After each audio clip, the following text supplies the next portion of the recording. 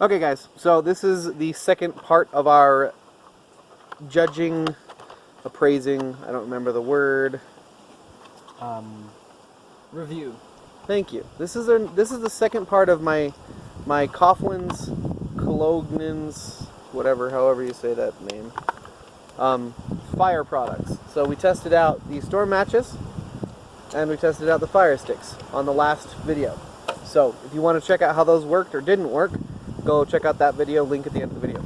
So we're going to open the fire paste. This is the first part of this video where we're going to check this out. It says, easy to use, squeezes on like toothpaste. Useful for starting campfires, fireplaces, barbecues, and for priming stoves in cold weather. It's not cold weather, but I will try and prime my stove with this. Let's see. Directions for use. Wood fires. Remove cap, squeeze fire paste on top of several pieces of wood, light the paste, and place additional wood on top. The intense heat will ignite even damp wood. Give me some wood and get it damp. Charcoal fires. Remove cap and squeeze paste on several pieces of charcoal. Ignite and build up charcoal around and over the flame. Gas stoves. To prime gasoline, naphtha gas stoves. For cold weather starts, spread a small amount of paste on the generator or vaporizer. Ignite to warm. Then follow normal procedures in lighting stove. We will test that one. Mine is a pain even in warm weather. Okay, let's move on. This was $4.50. Let's see if it was worth it. That is a pretty good sized tube.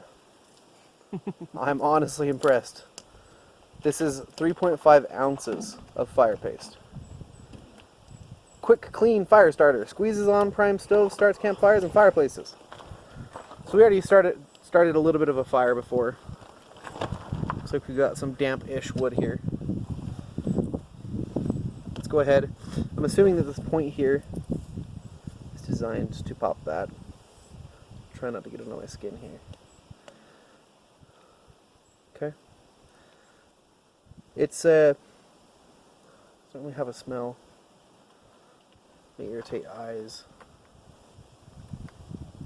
That is strange. I don't smell anything. Oh, don't get it on your skin. The piece fell off and hit him on his pinky finger. Do you smell almost anything? kind of smells like hand sanitizer. Like hand sanitizer? Like hand sanitizer. That makes sense because there's ethanol in it. Ethyl alcohol. Here. Smell it. Yeah? I smell hand sanitizer too. So this is a cement table. I'll wipe off any residue that's left over. Let's move the cap over here. Squeeze a small amount. It does squeeze out like toothpaste. That is so strange. Here, just brush my teeth for that. Let's do 2 little pieces of it. I'll do a swipey one and a straight piece. Let's go ahead and put the lid back on. Move this over here. And this time I'm going to use my lighter. I'm impressed by how easily it starts. And try not to breathe any of that smoke in. Okay. It kind of looks like it dries out. That is strange. I'll put a couple pieces on top of it, like it says. The intense heat will light even damp wood out. Some pretty damp wood. Okay, we're going to let that do that. But first, I wanted to do this too. Little tiny acorn hood, acorn hat, whatever you want to call it. We're going to squeeze it full of fire paste. Full of fire paste. Make a little candle. Yep. Let's see what happens. Let's see how long this burns.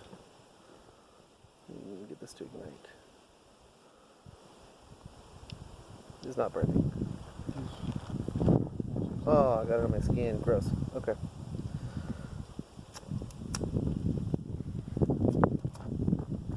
It's definitely not windproof. Nope, that just went out. So did that. Yeah, it dries out. It dries out and then it burns. So it has a quick igniter and a long time burn sort of thing. It almost reminds me, it almost looks like sap, and it does sort of the same thing as the saps that I've played with. Just back down, let's over for a second too. This one was very wet. He did a very good job getting it wet. But this piece right here hasn't even been on fire yet. And that's the thinnest piece of the entire stack. The one where the paste was on fire though. This one here? No, this one. This one? Yeah. The edge of it is on fire. Not that one. This one. The edge of it was on fire. Oh, the edge of this one was on fire. Yeah, where the paste was. Okay. So the paste just fell off all over the place. It's still. Let me just try and light some of these other pieces in here. Comes the wind again.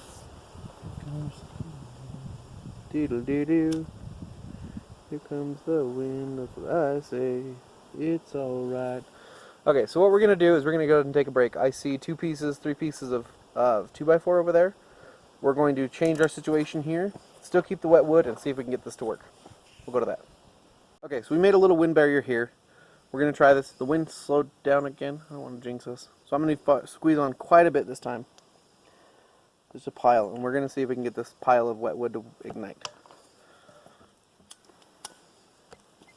Just like that. And here comes the wind. Let's throw this on there too. Give it a little hack. That's quite a bit of fire paste in my opinion.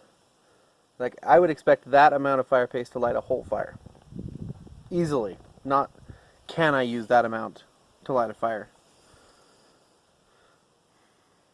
So it does this really weird thing. Let me see your camera.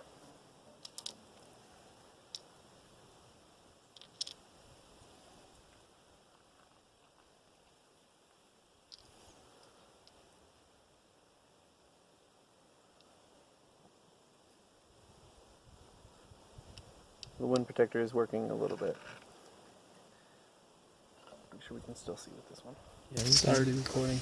Okay. So you can see in here, it actually does this weird little white to black transformation thing here.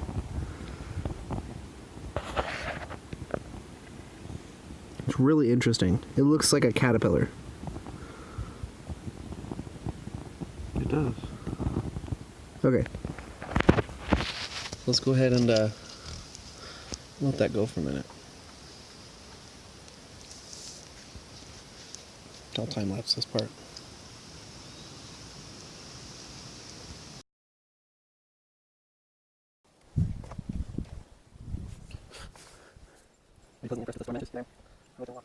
So you can time lapse all this? If I do.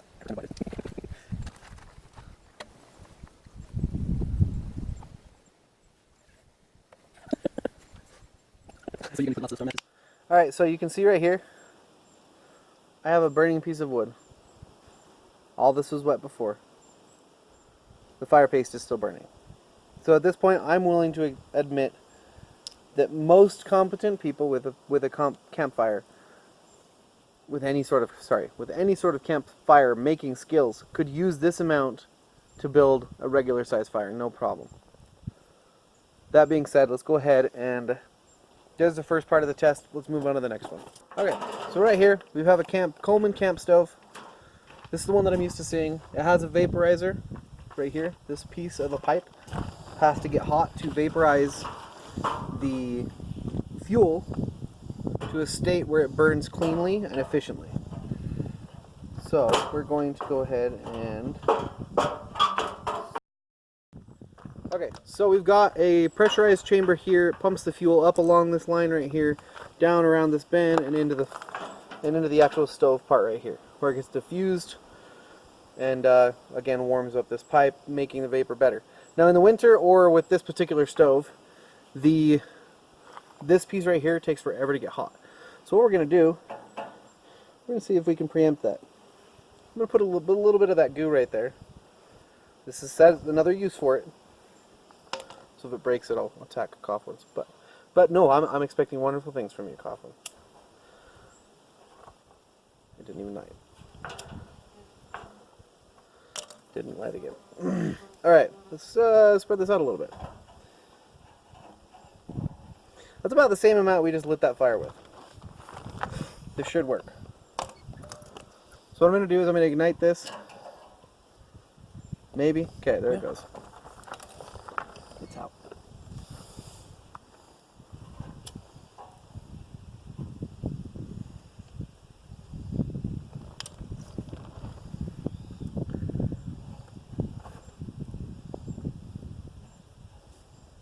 Let's give it more surface area to work with here.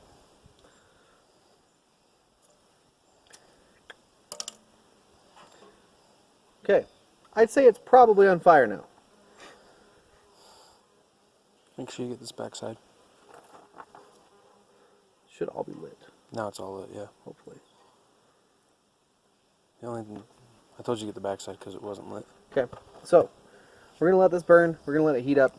We'll jump to that point before I turn it on.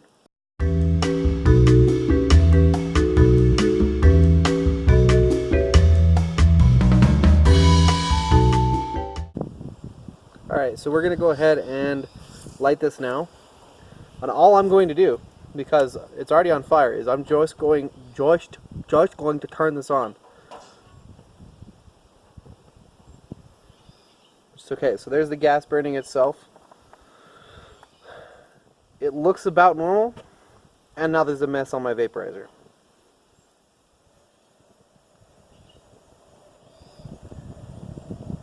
No, it's actually starting to already... So, with these ones in cold weather and during, like, with not the best stoves, what they do is there's these blue flames at the bottom when it's running well. See all this extra orange stuff up here? We don't want that. I think some of that's from my paste that's still there, but it actually looks like I have some pretty good established hot flames down at the bottom. I don't know if we can see that with that. Oh yeah, you can see it. So all these down at the bottom are what we're looking for, but we don't want any of this orange stuff at the top. So it's kind of a catch-22. The orange stuff leaves black marks on your pots and pans, but the orange stuff right now is only being caused because of the fire paste. So I'm going to say if you're really struggling getting your gas or white fuel stove to work, yeah, go ahead and reach for your fire paste. Other than that, you get all this residue, and it looks like it would eventually burn off. If you're going to use... That's not bad, I guess. I don't like things being in my burner, because then you get like... Yeah. It's your choice on that one. I don't think I'm going to use it all that often unless I do have cold weather that I have to fight with. But it did start up a lot faster. I would say at least half the time that it did this morning. Whew, that's warm. So I'm going to go ahead and give it a thumbs up for doing the job. I don't like the after effects. So the other part of this video, let me turn this off real quick and set this over there.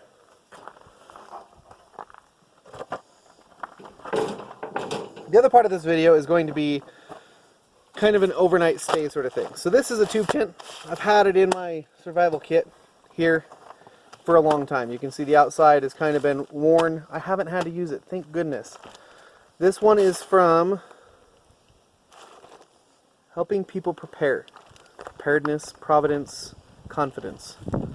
It's a lightweight tube tent, basically, okay? It's supposed to be for like 72-hour kits. It comes with some twine / rope / white stuff. I don't even know what that is. My little brother, Jeffrey, is going to, come around here, Jeff. I was just gonna... You're good. This guy is going to be the crazy one to sleep in this thing tonight.